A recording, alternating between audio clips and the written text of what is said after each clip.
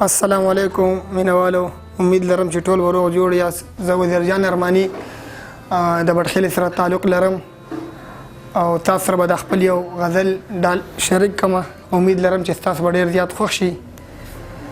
غزل ده چې ذکر په جماعت کې د پیالو نه دی، ذکر په جماعت کې د پیالو نه دی، ځای د عبادت دی د قصو نه دی، او دې کوڅه کې سرو شونډو ته ناست یمه، غم زما سره د دې کوڅو نه دی.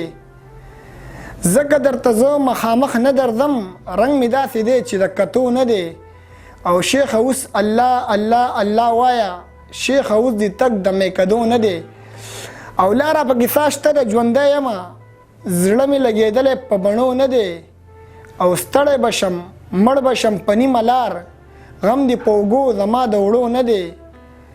او لا خو پیغله نه یې، لا ماشومه یې، دا وخت جینۍ ستا د اشارو نه دی. او دا سړی د یار دیدن ته پټ راځي، دا سړی د یار دیدن ته پټ راځي، اوس په دیوالونو د خطو نه دی. او بانګ وشو وزیره زه لا ویښ شومه، بانګ وشو وزیره زه را ویښ شومه، ایښی مې لا سر ستا په کمسو نه دی. ډېره مننه، امید لرم چې ستاسو به دا غزل ډېر خوښ شي.